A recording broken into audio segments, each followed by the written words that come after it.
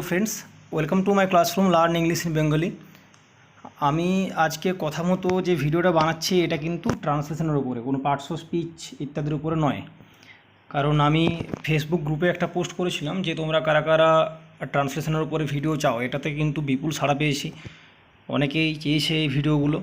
তো আমি এক এক করে ট্রান্সলেশনের উপরে ভিডিও দেবো, চেষ্টা করব মাঝে মধ্যে ভিডিওগুলো আনার।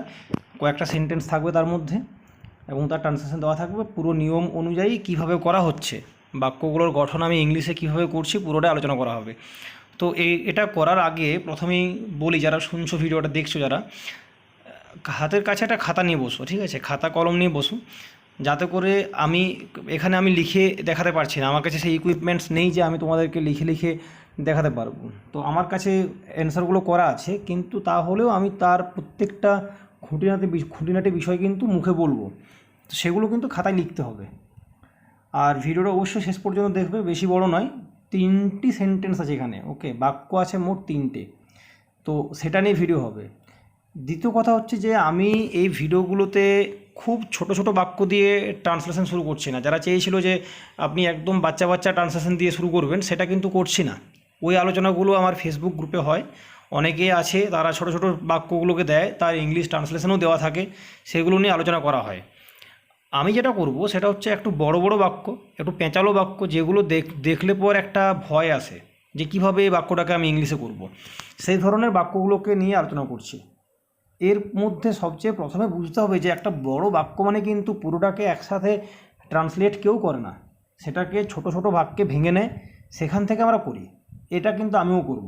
তাহলে একটা বড় বাক্য শিখতে গিয়ে আমরা তার মধ্যে বেশ কয়েকটা গঠন শিখে যাব। সে কারণে ভয় পাওয়ার কোনো প্রয়োজন নেই। ভিডিওটা প্রথম থেকে দেখো একদম শেষ পর্যন্ত দেখো। তার মধ্যে আমি নিশ্চিত যে বাক্য গঠনের যে জটিলতাগুলো, সেগুলো কিন্তু ধীরে ধীরে তোমাদের মন থেকে কেটে যাবে। তো চলো দেরি না করে শুরু করা যাক। প্রথম সেন্টেন্স আমি যেটা করেছি খুব ইন্টারেস্টিং ওয়েতে, এটা ট্রান্সলেশনের মধ্যে হিস্টোরিক্যাল ফ্যাক্টস দেওয়া আছে, ইতিহাস থেকে আমার সেন্টেন্সগুলো নেওয়া আছে। পুনম দালাল দহিয়া বলে একজন বিখ্যাত লেখকের বই আছে, সেই বই থেকে আমি বাক্যগুলোকে নিয়েছি। তো ফার্স্ট সেন্টেন্স বাবরের এজ থেকে নেওয়া আছে। সেন্টেন্সটা কি না, মধ্য এশিয়ায় তার পৈতৃক রাজ্য থেকে বহিষ্কৃত হয়ে বাবর ভারতের দিকে এগোতে বাধ্য হয়েছিলেন। সেন্টেন্সটাকে বোঝার চেষ্টা করো। মধ্য এশিয়াতে তার যে পৈতৃক রাজ্য ছিল সেখান থেকে বাবরকে বহিষ্কার করা হয় এবং সে কারণে সে ভারতের দিকে এগোতে বাধ্য হয়। এটা হচ্ছে সেন্টেন্সটা। তো আমরা প্রথমেই শুরু করব, এই যে বাধ্য হয়েছিলেন তার আগে দেওয়া আছে যে বহিষ্কৃত হয়ে, ঠিক আছে? যে কেন বাধ্য হয়েছিলেন, বহিষ্কৃত হয়ে কোনখান থেকে না তার পৈতৃক রাজ্য থেকে। এই পোর্শনটাকে আমরা প্রথমে করে নিচ্ছি, এই অংশটাকে প্রথমে করছি। তাহলে কি করছি না, ousted from his ancestral domains in central Asia. এই যে বহিষ্কৃত হয়েছিলেন, তার মানে বাবরকে নিশ্চয়ই অন্য কেউ বহিষ্কার করেছিলেন, তাই তো? অর্থাৎ এটা প্যাসিভ ভয়েসে আছে। আউস্ট কথাটার অর্থ OUST, প্রথমেই যেটা দেওয়া আছে OUST, আউস্ট শব্দটার অর্থ হচ্ছে বহিষ্কার করা। এখন এটাকে প্যাসিভ ভয়েস করছি আমি, অর্থাৎ তার পাস্ট পার্টিসিপল ফর্মটা নিয়ে আসবো। Ousted. So ousted from his ancestral domains, কোনখান থেকে না পৈতৃক রাজ্য। পৈতৃক কথাটার ইংলিশ মিনিং আসছে কি না অ্যানসেস্ট্রাল, আর ডোমেন্স মানে রাজ্য, কিংডম বলা যেতে পারে, ঠিক আছে? তো আমি ডোমেন্স করছি এখানে, DOMAINS। আউস্টেড কোনখান থেকে না ফ্রম হিজ, এই থেকে। তো ousted from his ancestral domains, কোথায় সেটা? In central Asia. অবভিয়াসলি এখানে যে প্রিপোজিশনটা বসবে সেটা কি না, ইন সেন্ট্রাল এশিয়াতে, মধ্য এশিয়াতে অবস্থিত এটা, ইন সেন্ট্রাল এশিয়া। তাহলে এই জায়গাটা কিন্তু হয়ে গেল মধ্য এশিয়ায় তার পৈতৃক রাজ্য থেকে বহিষ্কৃত হয়ে, এতটা পর্যন্ত অংশ আমার শেষ। এখানে কি হয়েছিল না, বাবর ভারতের দিকে এগোতে বাধ্য হয়েছিলেন। তাহলে এটাও কিন্তু প্যাসিভ ভয়েস, তাকে অন্য কেউ বাধ্য করেছিল, কোনো একটা ঘটনা তাকে বাধ্য করেছিল। সেটা কি, এই যে বহিষ্কার হয়ে যাওয়ার যে ঘটনাটা, সেটাই তাকে বাধ্য করেছিল। তাহলে এটাও কিন্তু প্যাসিভ ভয়েস। এখন বাধ্য করা ইংলিশ হচ্ছে না ফোর্স করা, বলা হয় তো ফোর্স করা। তাহলে প্যাসিভ ভয়েস যেহেতু, আমি কিন্তু ফোর্স বলে যে ভার্বটা, তারও পাস্ট পার্টিসিপল ফর্মটা নেব। এবং বাবর বাধ্য হয়েছিলেন অর্থাৎ পাস্ট ইনডিফিনাইট টেন্সে আছে, তার প্যাসিভ ভয়েস কী হবে না, বাবর ওয়াজ ফোর্সড। কিসে বাধ্য হয়েছিলেন না, এগোতে, টু মুভ টুয়ার্ডস ইন্ডিয়া, ভারতের দিকে এগোতে। টু মুভ মানে এগিয়ে যেতে, টু মুভ টুয়ার্ডস ইন্ডিয়া, ভারতের দিকে এগোতে বাধ্য হয়েছিলেন। এই তো গেলো সেন্টেন্সটা। তাহলে এখান থেকে আমরা বেশ কয়েকটা জিনিস শিখতে পারছি। এক হচ্ছে কি না বহিষ্কৃত হওয়া, তার ইংলিশ কী হবে, সেটা ভয়েসের হিসেবে কোন ভয়েসে আছে না প্যাসিভ ভয়েসে আছে। আবার বাধ্য হয়েছিলেন এটাও কিন্তু প্যাসিভ ভয়েসে আছে। সেন্টেন্সটাকে প্রথমে দুটো সেপারেট বাক্যে আমি ভাঙলাম, দুটোই প্যাসিভ ভয়েসে করছি।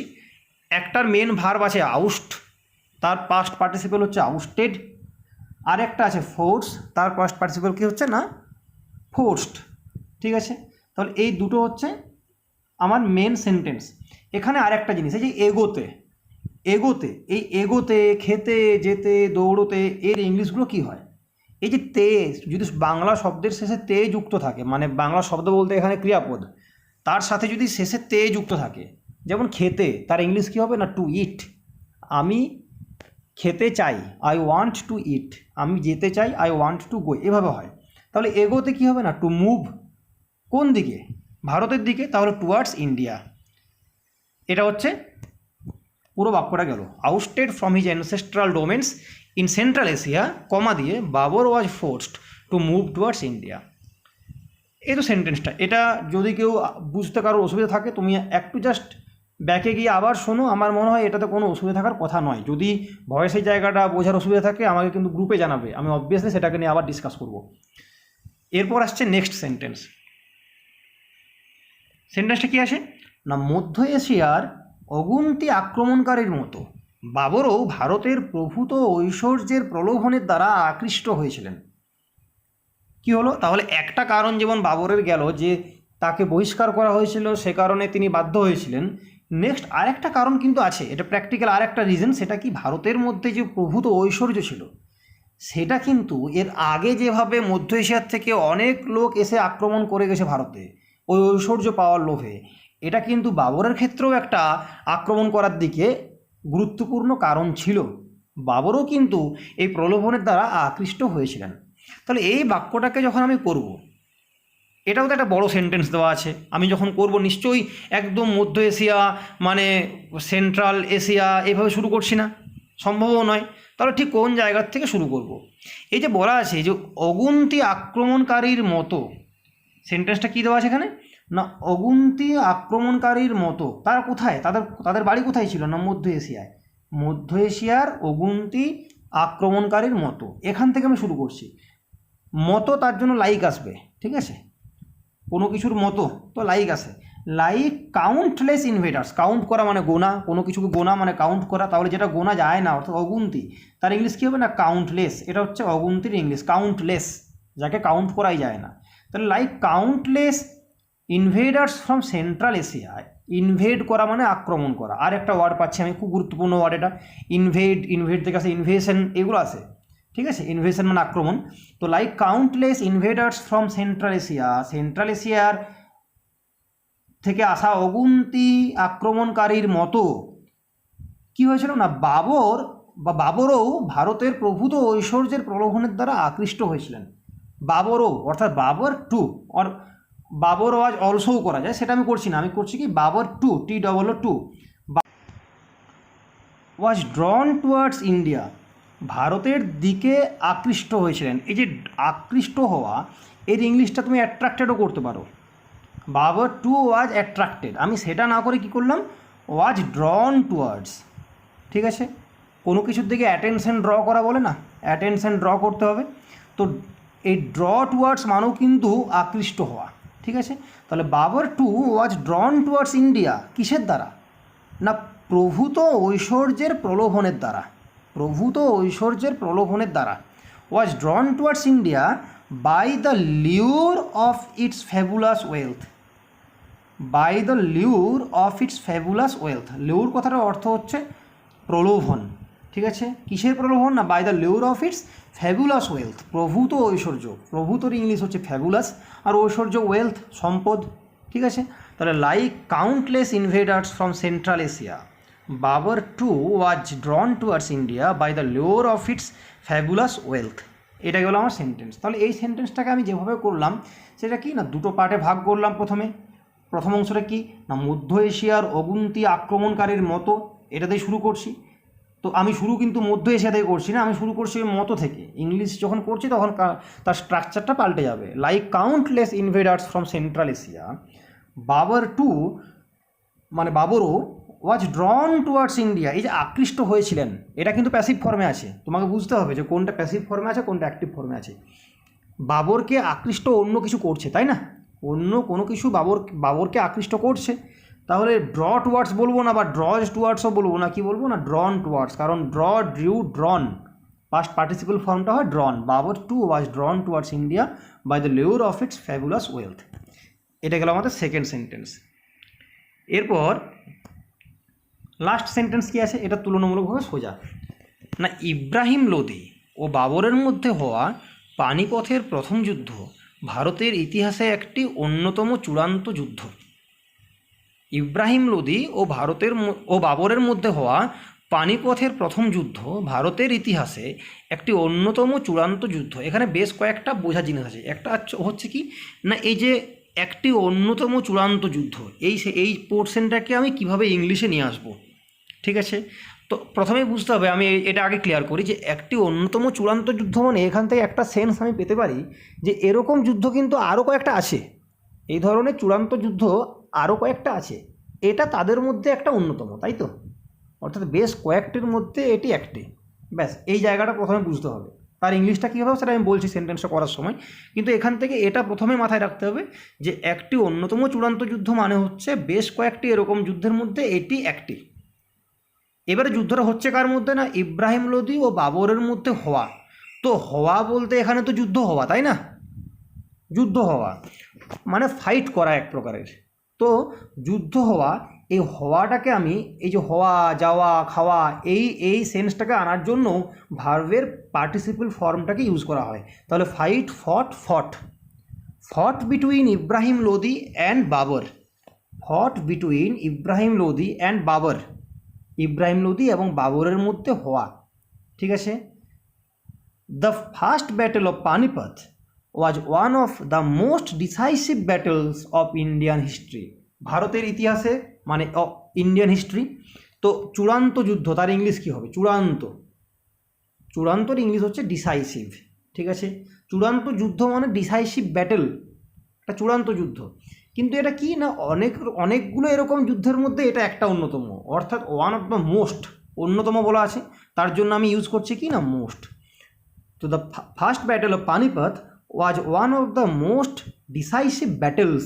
এখানে কিন্তু আর একটা ব্যাটেল তো নয়, অনেকগুলো ব্যাটেলের মধ্যে one of the most decisive battles of Indian history. ভারতের ইতিহাসে মানে ইন্ডিয়ান হিস্ট্রি, ঠিক আছে?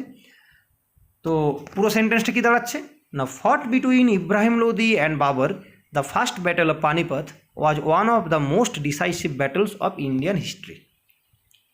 তাহলে এই জিনিসগুলো জানার প্রথমে, যেমন আমি আগের সেন্টেন্সটাতে দিলাম যে আকৃষ্ট হয়েছিলেন, এটা থেকে বুঝতে হবে যে সেন্টেন্সটা প্যাসিভ ভয়েসে আছে। ঠিক একইভাবে বাধ্য হয়েছিলেন অর্থাৎ সেন্টেন্সটা প্যাসিভ ভয়েসে আছে, বা বহিষ্কৃত হয়েছিলেন অর্থাৎ সেন্টেন্সটা প্যাসিভ ভয়েসে আছে, ঠিক আছে? বা একটি অন্যতম চূড়ান্ত যুদ্ধ, তার মানে এরকম আরও কয়েকটা যুদ্ধ আছে, তার মধ্যে এটা একটা। বা যেতে, খেতে, থাকতে, এগোতে, এই যে কোনো ক্রিয়াপদের শেষে যদি তে যুক্ত করে দিই আমি, সেটাকে আমি কিভাবে করব না, to go, to eat, to move, to run, এটা হচ্ছে তার নিয়ম, ঠিক আছে? তো এই তিনটে সেন্টেন্স আজ থাকলো। এর মধ্যে আমি আসলে 6টা সেন্টেন্স পড়ালাম, প্রত্যেকটা সেন্টেন্সকে দুটো পার্টে ভাগ করলাম। কোনো বাংলা বাক্যকে সেটা যত বড়ই হোক না কেন, তাকে যদি ইংলিশে পরিণত করতে হয়, ট্রান্সফর্ম করতে হয়, তাহলে আমাদেরকে প্রথমে মাথা খাটিয়ে বুঝতে হবে সেন্টেন্সটাকে আমি কিভাবে ভাঙবো। এটা কিন্তু অভ্যেসের মধ্যে রাখতে হবে। তাই কখনোই এটা ঠিক নয় যে আমরা ছোট ছোট বাক্য থেকে শুরু করব। ল্যাঙ্গুয়েজ শিখছি মানে তার জটিলতার জায়গা থেকে আমরা শুরু করতেই পারি, অভ্যেস করতে করতে তার আসল রহস্যটা কিন্তু আমরা বার করতে পারবো, ঠিক আছে? তো সেটা নিয়ে ভয় পাওয়ার কোনো কারণ নেই। বড় সেন্টেন্সগুলোকে কীভাবে ছোটো ছোটো সেন্টেন্সে ভাঙতে হয় সেটা শিখতে হবে। আর এই সেন্টেন্সগুলোকে খাতায় লিখে নিয়ে বেশ কয়েকবার প্র্যাকটিস করো, মাথার মধ্যে যেন গেঁথে যায় এগুলো, ঠিক আছে? ভিডিওটা এতটাই থাকলো। আর যারা চ্যানেলটা সাবস্ক্রাইব করোনি অবশ্যই সাবস্ক্রাইব করবে, আর বন্ধুদের মধ্যে শেয়ার করবে। যদি ভালো লেগে থাকে তো লাইক করো, আর সাবস্ক্রাইব করার পর পাশে থাকা যেটা বেল আইকন আছে সেখানে ক্লিক করে পর নোটিফিকেশানটা অন করবে, তাহলে পরবর্তীকালে আমি যে ভিডিওগুলো দেবো সেটা কিন্তু দেওয়ার সাথে সাথেই তোমাদের নোটিফিকেশান বারে চলে আসবে। Thank you so much.